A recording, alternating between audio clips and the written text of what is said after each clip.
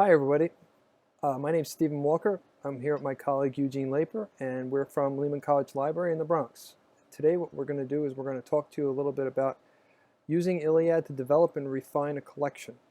This is a project we started a few years ago when we were doing a similar project with the art collection in our college, and that's what we're going to discuss here today.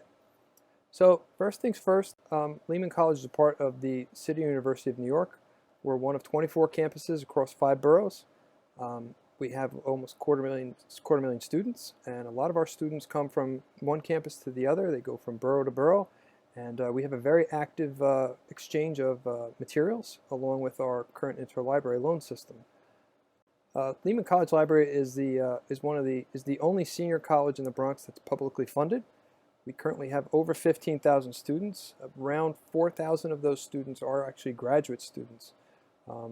It's a traditional liberal arts college, but as time has gone on, our graduate programs have expanded to areas of business and social work and health sciences. So, like many colleges and college libraries, our Art Monograph collection are usually various different sizes.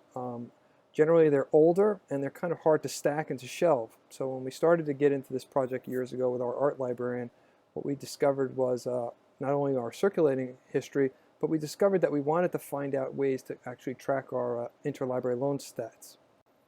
So our Art Monograph collection is about over 10,000 books currently. The college library itself has over 600,000 journal titles and individual titles. And what we found actually was that almost 40% of the Art Monograph collection was published before 1968.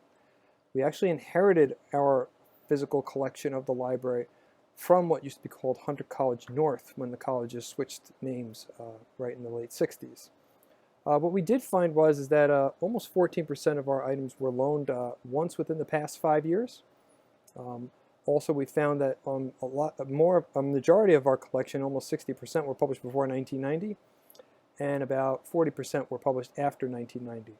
So through generous donations and an active purchasing of new materials, we've been trying to make improvements to these collections. So as you'll see here, you'll see another example of how our art book collection is actually stacked. And I'll turn this over to my colleague right now. Okay, our art librarian approached me because she wanted to make the collection more current.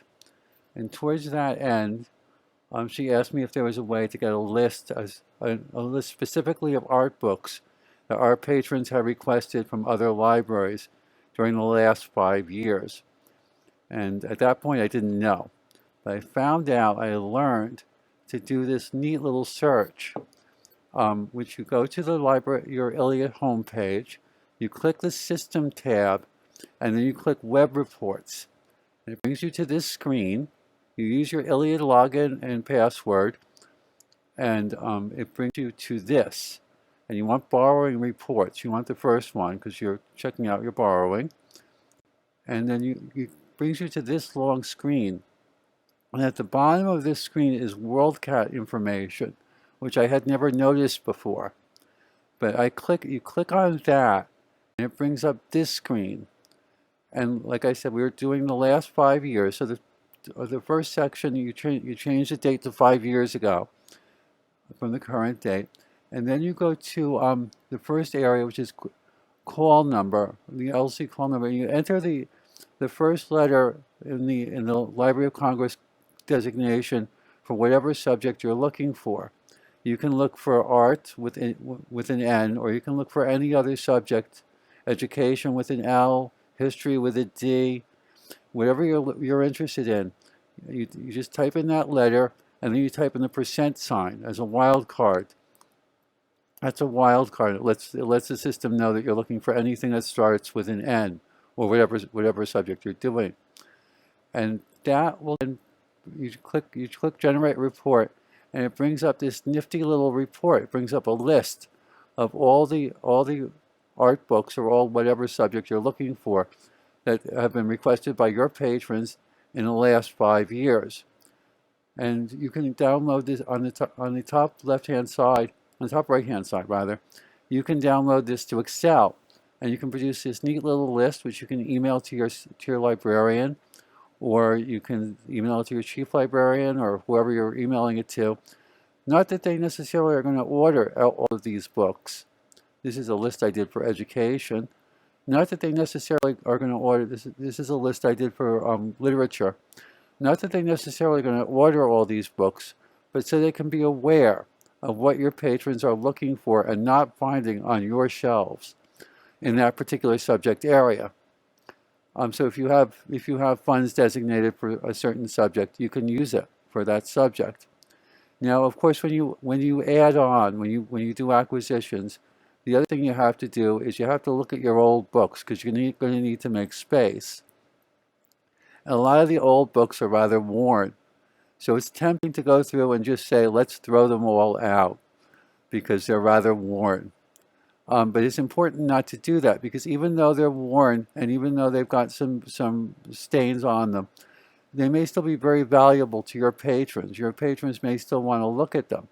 So you don't want to do that. You want to evaluate each one scientifically based on data.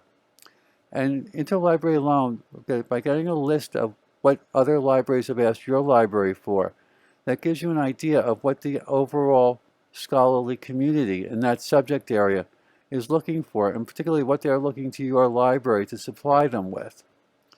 So I wanted to get a list of all the books from our collection that had been requested through Interlibrary loan by other libraries over the last 5 years.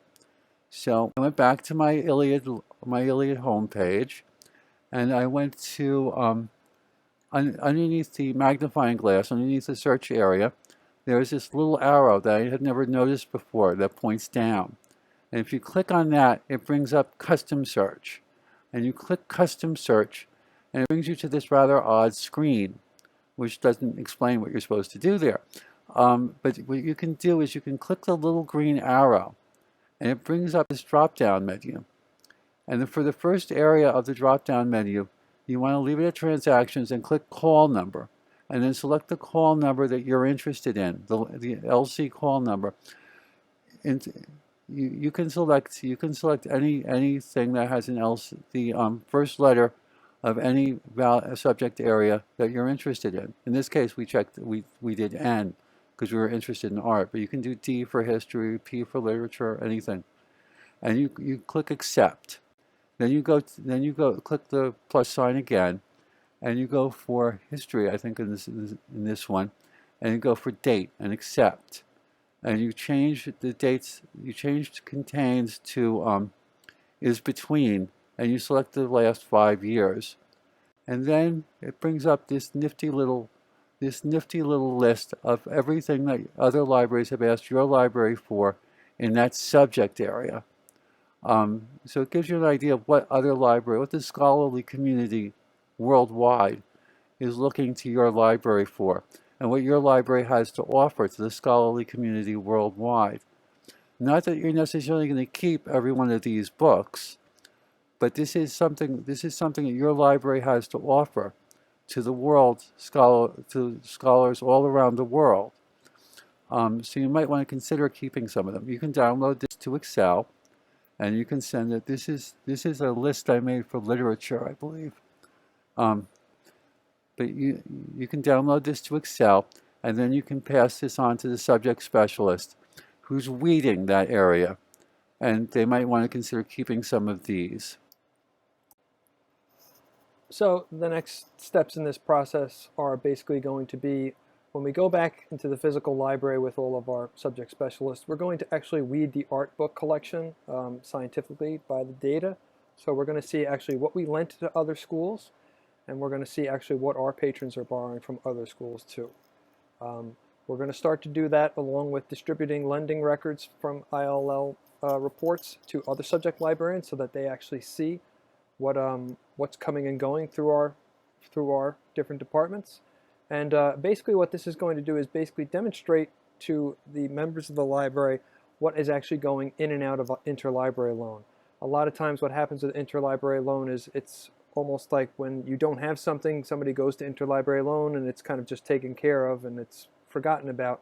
But hopefully what we'll be able to do is have feedback from interlibrary loan to the subject librarians, letting them know what our patrons are actually getting from those services. So thank you, and let us know if you have any questions.